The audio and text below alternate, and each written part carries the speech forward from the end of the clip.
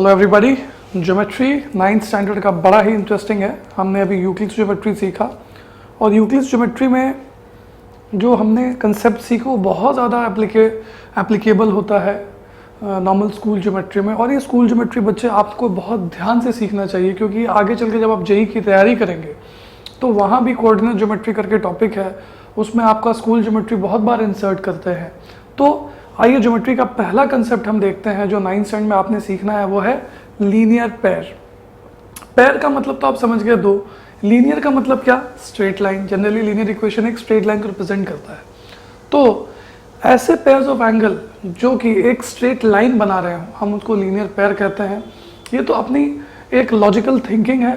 Technically इसको कैसे define करते हैं? Two adjacent angles with a common arm having sum equal to 180 degree. जैसे देखें ज़रा, टू एडजेसेंट एंगल, सबसे पहले तो बात आप समझिए कि ये एक एंगल हो गया ए ओ सी, और एक और एंगल हो गया मान लीजिए बी ओ सी। अगर इन दोनों एंगल्स में देखिए कॉमन आर्म है ओ सी, ए ओ सी और बी ओ सी में एक कॉमन आर्म है ओ सी। आर्म मतलब जिन दो लाइन से रेज से मिलकर के एंगल बनता है, हम उसको आर्म्स कहते हैं। ठीक है, तो बच्चों इन दोनों एंगल्स का sum, if angle A O C plus angle B O C is equal to 180 degree, then angle A O C and B O C are considered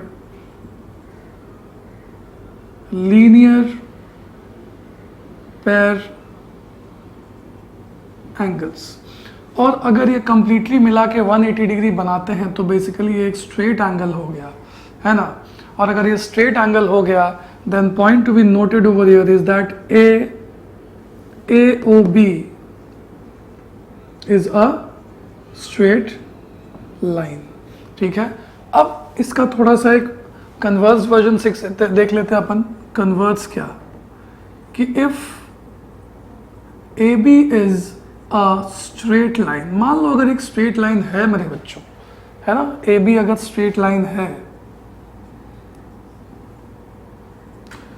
और ओ सी इज अ रे ऑन ए बी। अगर O सी एक रे है A B पे और AB, since it is a straight line, then definitely it is going to be a straight angle formed, and hence the sum of the two angles will be equal to 180 degree. So we can say that then angle AOB, sorry AOB नहीं यार, AOC plus angle BOC is equal to 180। और यहाँ पे हम reason क्या देंगे? Linear pair, है ना, they are forming linear pair. तो ये बात आपको समझ में आ गई होगी, आपने 8th स्टैंडर्ड 6 या 7th स्टैंडर्ड में भी सीखा रहेगा, बट फिर भी इस कंसेप्ट का क्लियर होना बहुत ज़रूरी है। अब एक एग्जांपल अगर आपको दें हम इस कंसेप्ट पे, आपसे कोई बोले A B is a straight line, A B एक स्ट्रेट लाइन है, ओ सी इज अ रे and OC is ray on AB.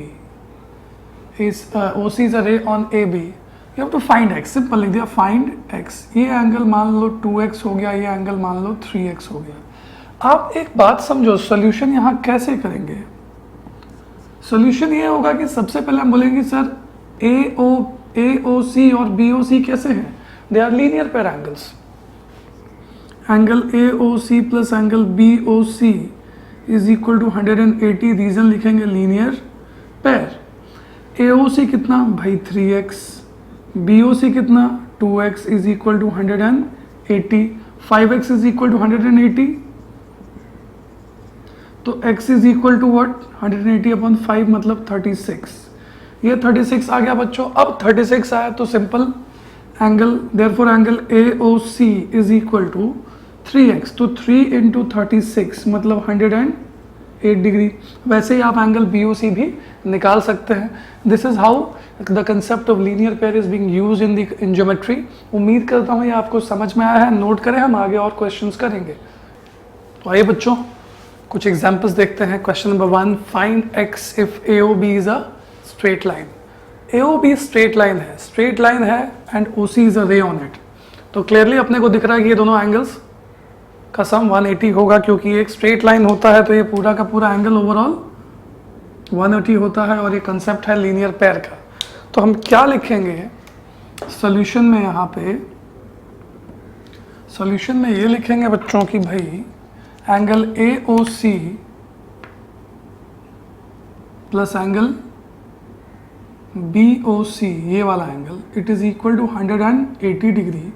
Reason आएगा लीनियर पेयर। ये AOB जो लाइन है, ये हमारा खानदानी लाइन है बच्चों। आपके डैडी ने भी पढ़ा होगा ना, तो यही लाइन पढ़ा होगा। जैसे हमारा खानदानी ट्रायंगल ABC PQR है ना। आइए देखते हैं AOC का वैल्यू कितना, 3x प्लस 20। BOC की वैल्यू कितना, 4x minus 36 is equal to 180। ये 20 शिफ्ट करो, 36 भी शिफ्ट करो, 3x प्लस 4x कितना हो गया, 7x। ये माइनस 16 हो जाएगा, क्या हो जाएगा, 180 प्लस 16 196। तो x is equal to 196 upon 7, ये होता है 7 2 14 28, यानी कि therefore x is equal to 28। ये सिंपल है ना, लफड़ा ही नहीं है क्वेश्चन में, एकदम साधारण प्रश्न है। अब बात करते हैं कौन से इस क्वेश्चन की। बेटा जी यहाँ पे आप लीनियर पेयर नहीं देंगे। यहाँ पे एक बात तो समझ में आ रहा है कि AOB is a straight line, और स्ट्रेट लाइन पे जो एंगल बनता है ओवरऑल कितना बनता है, 180 डिग्री। आपने प्रोटेक्टर भी ऐसा रख के देखो, पूरा का पूरा स्ट्रेट लाइन एक 180 डिग्री बनाता है।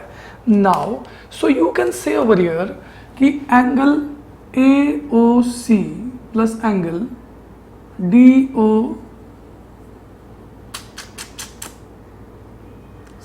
Plus angle BOD is equal to 180 degree. यहाँ पे क्या लिखेंगे, यहाँ पे लिखेंगे स्ट्रेट एंगल,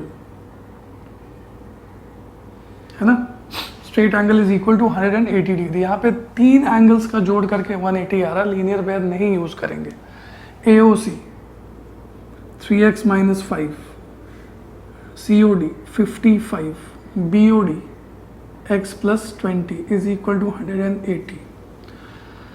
ये हो गया 50, ये 70 उधर जाएगा, तो ये 3x प्लस x क्या हो जाएगा, 4x is equal to 180 minus 70।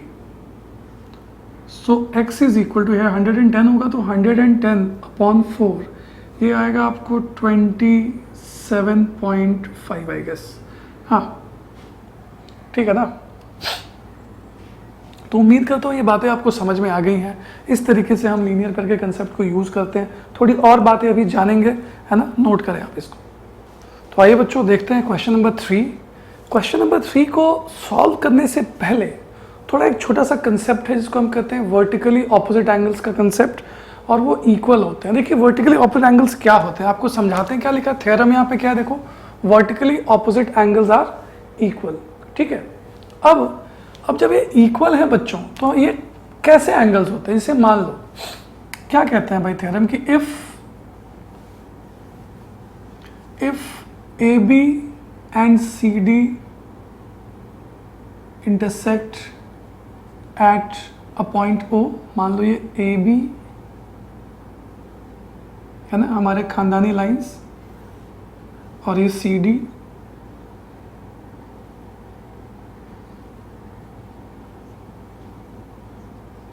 They are intersecting at O। तो वर्टिकली ऑपोजिट एंगल्स क्या होते हैं बेटा, वर्टिकली ऑपोजिट, है ना, ये एंगल और ये angle, they are vertically opposite angles. और भी कुछ है, हाँ सर, ये जो तो ग्रीन वाले हैं ये दोनों भी वर्टिकली ऑपोजिट एंगल्स ही कहलाएंगे। ठीक है, तो ये दोनों आपस में इक्वल होंगे और ये दोनों आपस में इक्वल होंगे। ठीक है, तो इस क्वेश्चन को, इसको जैसे फॉर एग्जांपल आपको क्या प्रूफ करना है, यहाँ पे गिवन, यहाँ पे ये ऐसा कुछ देंगे हम लोग। स्कूल में प्रूफ करने के लिए भी टीचर्स कभी कभी मूड आता है तो पूछ देते हैं, तो अपन सिंपल लिखेंगे कि भाई गिवन में क्या है, AB एंड CD इंटरसेक्टेड हो, तो ज़रूरत नहीं गिवन में लिखने की आपको अभी इस बार, लेकिन गिवन टू प्रूफ की आदत डालिए आप। हाँ, 9th स्टैंडर्ड है, आपको आदत होनी चाहिए गिवन टू प्रूव लिखने की, उसके एक आधे मार्क मिल जाते हैं। टू प्रूफ क्या करना कि भाई ये और ये एंगल इक्वल है, मतलब AOC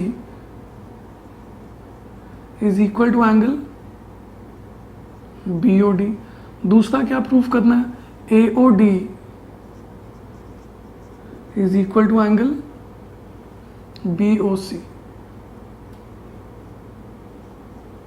ठीक है, अब ये प्रूफ करना है, तो एक काम करते हैं, इसको करने के क्रम में अपन एक कुछ छोटी छोटी बातें हैं जिसके हिसाब से करते हैं। देखो क्या, सबसे पहले आप इसको मान लो एंगल 1, इसको मान लो एंगल 2, इसको मान लो एंगल 3, है ना, इसको मान लो एंगल 4।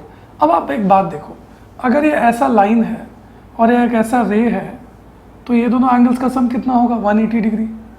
तुम्हें नहीं लगता कि फिर एंगल 1 + 2 180 डिग्री होना चाहिए, है कि नहीं? ओहो, मज़ा आया ये तो।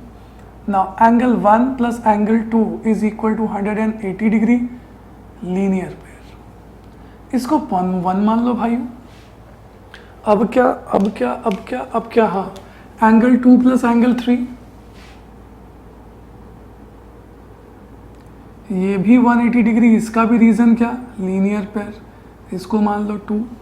तो बच्चों मैंने आपको एक बात सिखाई थी कि love is God, love is blind, so God is blind. In short, two things equal to same thing are equal to each other.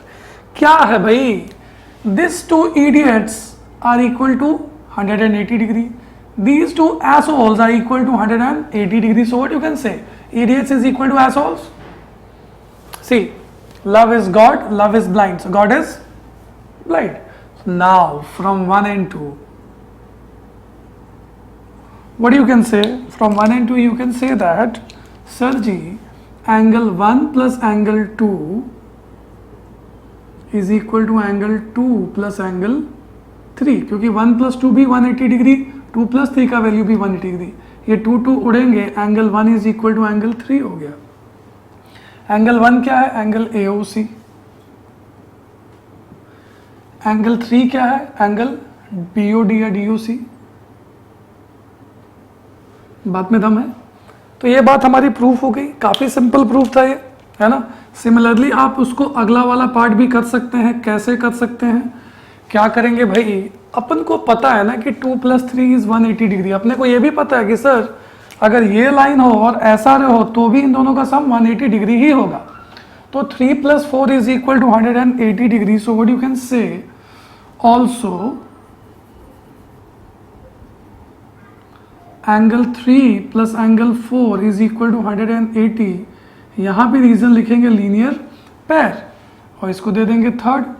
अब इसको जैसे आपने थर्ड दिया, तो सेकेंड और थर्ड को आप कंपेयर कर सकते हैं ना बेटा। ये 3 + 4, 2 + 3 दोनों 180 के इक्वल है। सेम कहानी, love is God, love is blind, God is blind. So from 3 and 2 you can say angle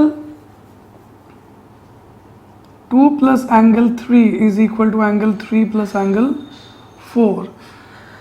मजे की बात क्या है कि दोनों में प्यार हो जाएगा। हो गया प्यार, गए दोनों। Therefore what you can say, angle 2 is equal to angle 4, angle 2 is equal to angle 4। ये वर्टिकली ऑपोजिट एंगल्स इक्वल हो गए। ये बात हमने प्रूफ कर दी। उम्मीद करता हूँ ये बात आपको अब समझ में आ गई होगी। इसको नोट कर लीजिए, उसके बाद फिर मैं वो वाला क्वेश्चन करता हूँ, मैं रब करने जा रहा हूँ, है ना। आप इसको पॉज करके नोट कर लेंगे। तो उम्मीद करता हूँ वर्टिकल ऑपोजिट एंगल्स का कंसेप्ट आपको समझ गया। देखें सर, अब बच्चों इस क्वेश्चन की बात करते हैं। क्या कह रहा है sir, AB and CD intersected to. ओहो सर, इंटरसेक्ट होता है तो कुछ होता है। क्या होता है बेटा जी, इंटरसेक्ट होगा तो वर्टिकली ऑपोजिट एंगल्स बनेंगे, राइट। आपको क्या कहा जा रहा है कि भाई AB और CD इंटरसेक्ट कर रहे हैं, मतलब ये और ये एंगल इक्वल होंगे, है ना। सर यहाँ भी कुछ दिख रहा है, फिर ये दो जो हरे वाले एंगल्स हैं आपस में इक्वल होंगे। सर इसमें से कोई तो दिया है सर, AOD अपने को 40 दिया है, मतलब सर ये भी 40 हो जाएगा। पहला काम तो हो ही गया ना हमारा। तो सॉल्यूशन यहाँ से स्टार्ट करेंगे और क्या करेंगे, सीधा लिखेंगे कि एंगल BOC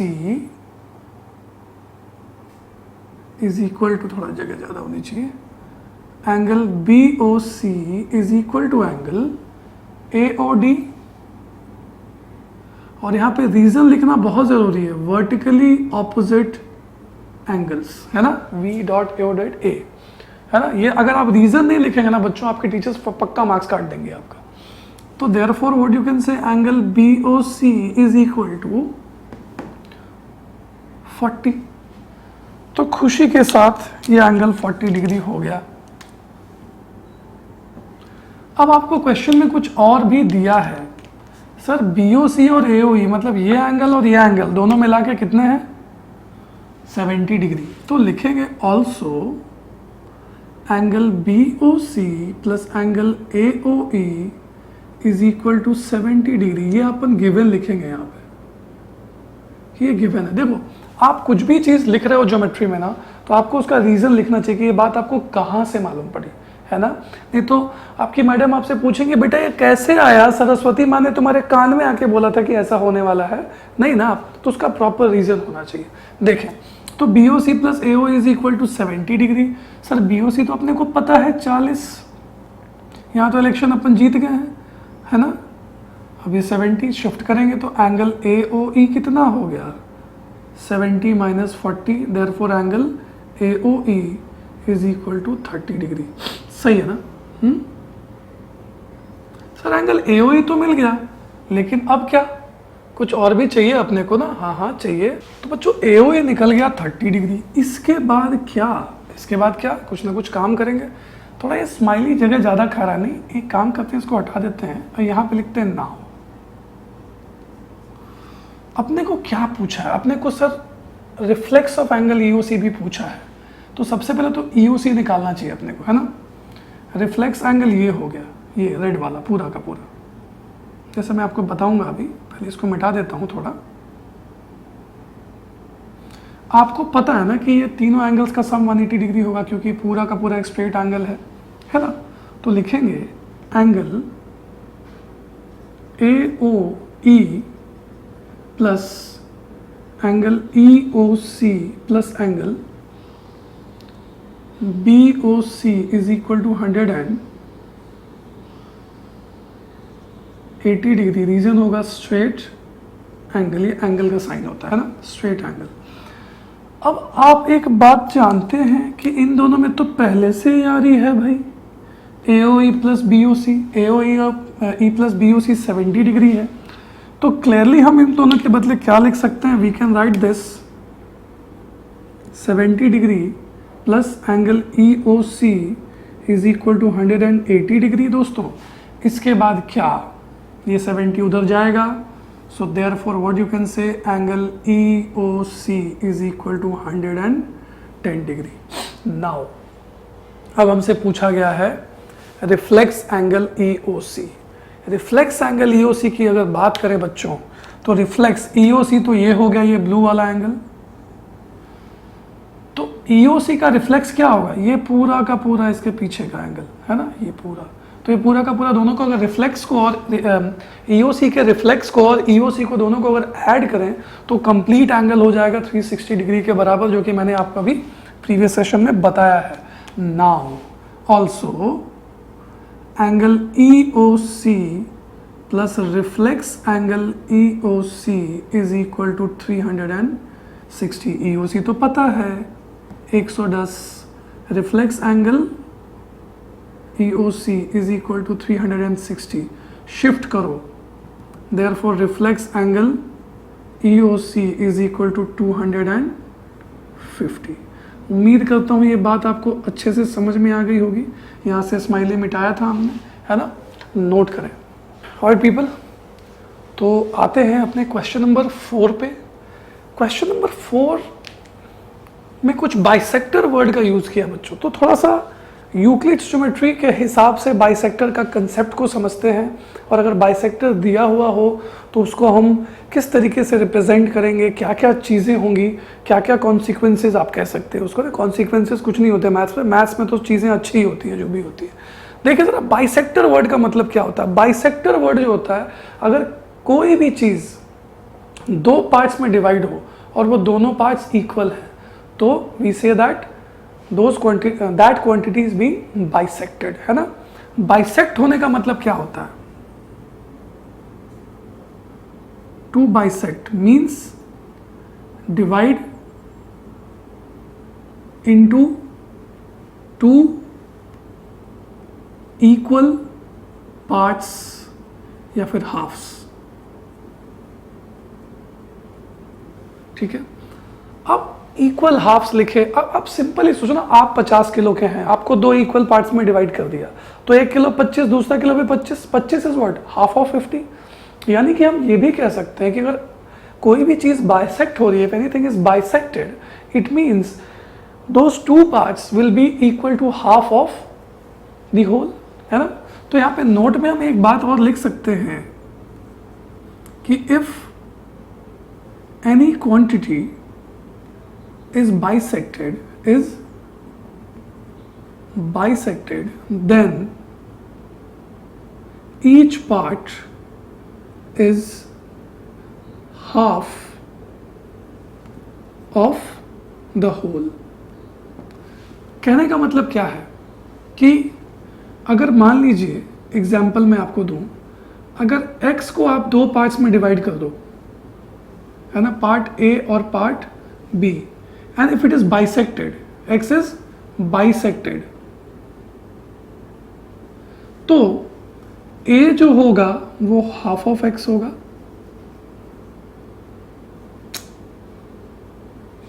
और b भी क्या होगा, हाफ ऑफ x ही होगा, क्योंकि अगर कोई भी चीज बाइसेक्ट हो जाती है तो पूरे के क्या हो जाती है, हाफ हो जाती है, जो मैंने आपको बताया।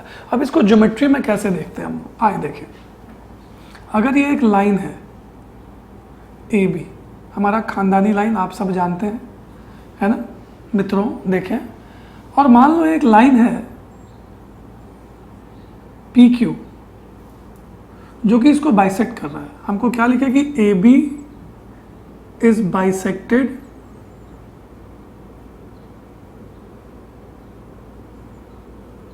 By P Q. अगर ए बी को पी क्यू बाइसेक्ट कर रहा है, इसका मतलब बच्चों ये जो P है ये ए बी का मिड पॉइंट होगा और ए बी और पी बी इक्वल होगा। That is therefore what you can say A P is equal to P B. मतलब दो इक्वल पार्ट्स में डिवाइड हो गया ना, डिवाइड हुआ, दो इक्वल पार्ट्स में डिवाइड हुआ, और and each part is half of the whole, है ना। यानी कि A P half of A B होगा, पी बी ये भी हाफ ऑफ ए बी होगा। इस तरीके से ज्योमेट्री में हम इसका यूज करते हैं।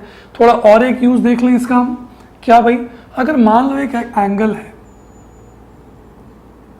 एंगल ये ले लो अपना एंगल ए ओ बी। अब इस एंगल को मान लो एक लाइन है ओ सी बाइसेक्ट कर रहा है। अगर बाइसेक्ट हुआ मतलब मैंने आपको पहले ही बोला कि दो पार्ट्स में डिवाइड हुआ, दोनों पार्ट्स इक्वल हुए। क्या लिखेंगे कि भाई O C bisects angle A O B. अगर ओ सी बाइसेक्ट कर रहा है एंगल ए ओ बी को, तो मैंने आपको क्या बोला कि बाइसेक्ट होने का मतलब दो इक्वल पार्ट्स में डिवाइड होना। मतलब ये पार्ट और ये पार्ट दोनों क्या, ये भी x हो जाएगा, ये भी x हो जाएगा। आपकी मर्जी, आप कुछ भी ले सकते हैं, आप नहीं भी ले सकते हैं। तो अपन सीधा लिखेंगे कि भाई ये angle that is therefore angle AOC will be equal to angle BOC। और मजे की बात क्या होगी बेटा कि AOC और BOC दोनों क्या होंगे, दोनों होंगे हाफ ऑफ एंगल AOB। अभी हमने बताया कि अगर कोई चीज, कोई भी क्वांटिटी अगर बाइसेक्ट होती है तो वो दोनों पार्ट्स इक्वल होंगे और हर part half of the whole होगा। होल क्या था, AOB था ना, दिस वाज द होल। तो ये बात आपको हाफ्स और बाइसेक्शन के बारे में समझ में आ गई होगी, उम्मीद करता हूं, है ना। इसको थोड़ा मन है तो नोट कर लीजिए। तो आइए बच्चों, आते हैं अपने क्वेश्चन नंबर 4 पे। Prove that the bisectors of the angles of linear pair are at 90 degree. Bisectors of linear of the angles of a linear pair, मतलब लीनियर पेयर एंगल्स। तो सबसे पहले कुछ सोचो ना, समझो। एक काम करो भाई, लीनियर पेयर बना दो। कुछ लीनियर पेयर की बात कर रहे हैं तो चलो लीनियर पेयर बनाते हैं, बनाओ। बेटा ज्योमेट्री ना बिना फिगर के मजा नहीं आता है ना। Geometry without figure is like idli without sambar है। अब एक बात समझिए बेटा, ए बी और लीनियर पे, तो चलो मान लो एक पॉइंट ओ होगा और ये सी होगा, ये लीनियर पेयर एंगल्स हो गए। कुछ कह रहा है bisectors of the angles of linear pair, मतलब ये जो लीनियर पेयर एंगल्स के हैं ना इनके बाइसेक्टर्स, राइट। मतलब bisector of angle BOC and bisector of angle AOC are at 90 degree, मतलब इस एंगल BOC का बाइसेक्टर होगा। चलो बाइसेक्टर बना देते हैं भाई, झगड़ा किस बात का। मान लो ये बाइसेक्टर हो गया BOC का और AOC का बाइसेक्टर ये हो गया, ठीक है। ये मान लो P और ये Q, ठीक है। तो OP बाइसेक्ट्स एंगल BOC, ये दोनों पार्ट्स इक्वल होंगे, and OQ bisects angle AOC, तो ये दोनों पार्ट्स इक्वल हो जाएंगे, ठीक। अब आपको ये कह रहा है क्वेश्चन में कि these bisectors are at 90 degree, मतलब इन दोनों बाइसेक्टर्स के बीच का जो एंगल है वो 90 डिग्री, मतलब आपको प्रूव करना है कि ये एंगल 90 डिग्री है, ठीक है। उम्मीद करता हूं बात आपको समझ में आई क्या, कि prove that the bisectors of the angles of linear pair, linear pair angle के बाइसेक्टर मतलब BOC और AOC के बाइसेक्टर, तो BOC का बाइसेक्टर OP बना दिया, सॉरी हाँ, और AOC का बाइसेक्टर OQ बना दिया। हमें प्रूफ करना है कि ये जो तो नालायक बाइसेक्टर्स हैं जिन्होंने बंटवारा कर लिया, इनके बीच का एंगल ये पूरा का पूरा यही आएगा ना एंगल, इनके बीच का एंगल, दो लाइंस के बीच का एंगल, ये एंगल 90 प्रूफ करना है, ठीक है। तो इस क्वेश्चन में क्या करते हैं हम लोग, क्वेश्चन में पहले गिवन लिखते हैं। गिवन क्या होगा, गिवन ये होगा कि AOB is a straight line, AOB एक स्ट्रेट लाइन है बच्चों, तो गिवन में लिखा AOB is a straight line. इसके बाद और क्या sir, OP bisects angle BOC। दूसरा क्या sir, OQ bisects angle AOC। ये बात हो गई। हमको प्रूफ क्या करना है सर, हमको प्रूफ ये करना है कि these bisectors are at right angle, are at 90 degree, right 90 degree का मतलब राइट एंगल होता है। तो टू प्रूव मतलब क्या, इनके बीच का एंगल क्या है QOP, to prove angle QOP is equal to 90 degree, ठीक है। अब इसको एक सॉल्व करने का एक थोड़ा सा आसान तरीका क्या है ना, इजी मेथड। देखिए ज्योमेट्री में कभी भी अगर कोई दो चीज़ें इक्वल हो या मैथ्स में कोई दो चीज़ें इक्वल हो, दोनों को सेम क्वांटिटी x मान लो y मान लो, तो आप एक बात समझिए, सॉल्यूशन जब हम यहाँ से लिखेंगे तो थोड़ा इस तरीके से लिखते हैं, क्योंकि आपकी मैडम आपको मार्क्स काट सकती हैं, इसके लिए कुछ चीज़ें हैं। लेकिन मतलब मैम आपकी मार्क्स काट सकती हूँ, आपके अच्छे के लिए काटेंगे ताकि आप इंप्रूव करें। It doesn't mean a negative sense कि मैम मार्क्स ही काटना चाहती हैं आपकी, है ना, इसको जनरलाइज मत करो। क्या है भाई कि भाई BOP और COP दोनों एंगल्स इक्वल होंगे क्योंकि OP इज अ बाइसेक्टर। हम सॉल्यूशन में लिखेंगे angle BOP is equal to angle COP। Clear, हम इसको डायरेक्टली यहाँ पे गिवन लिख सकते हैं। क्यों गिवन, क्योंकि सर गिवन है ना कि बाइसेक्टर है, इसीलिए दोनों इक्वल होंगे। तो इन दोनों को अपन क्या x मान ले, क्या लेट दोज बी x, तो ये भी x ये भी x। चलिए और कौन बाइसेक्ट हो रहा है, ऑल्सो एंड AOQ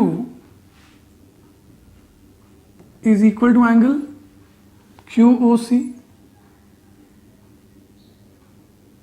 ये भी क्या गिवन ही है दोस्तों, इनको क्या मान लें y, लेट, तो इसको y मान लो भाई।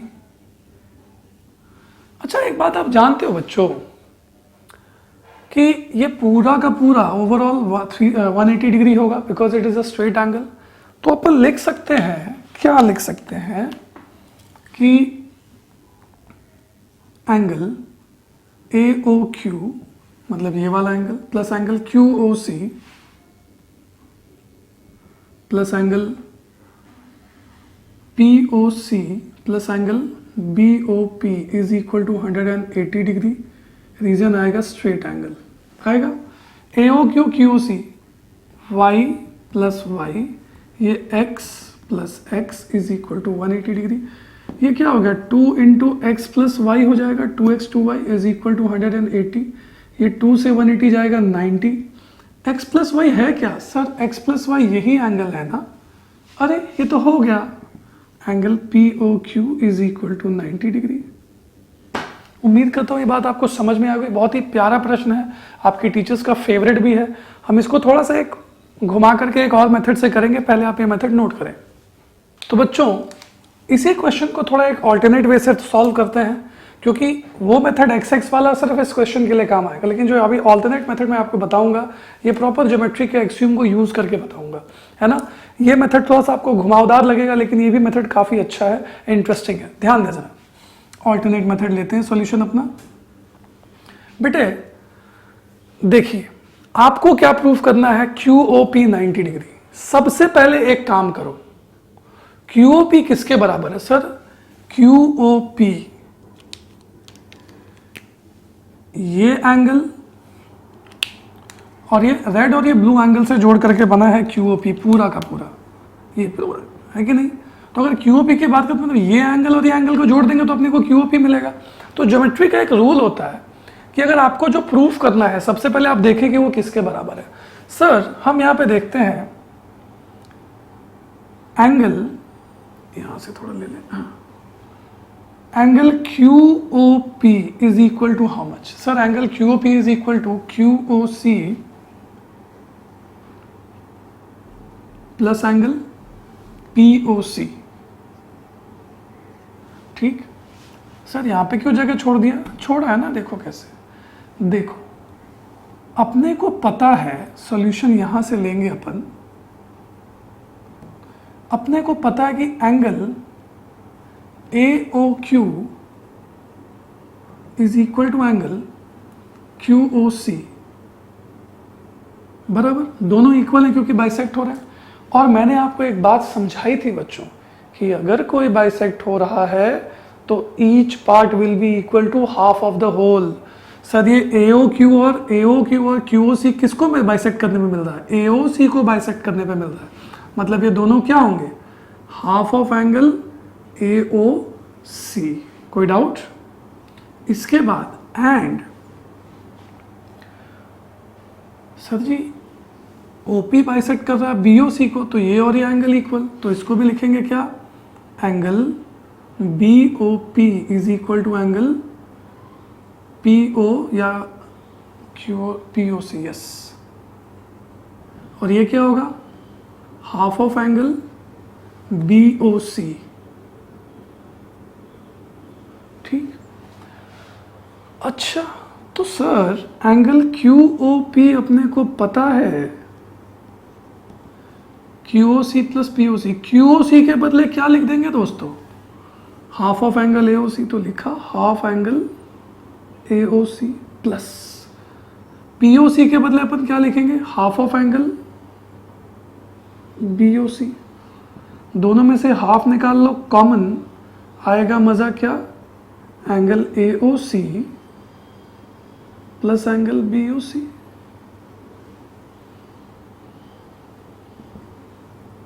आपको नहीं लगता कि AOC और प्लस BOC कुछ होता है? Also angle AOC plus angle BOC is equal to AOC मतलब ये एंगल, BOC मतलब ये एंगल, दोनों मिला के क्या होंगे? 180। लीनियर पेयर आया ना।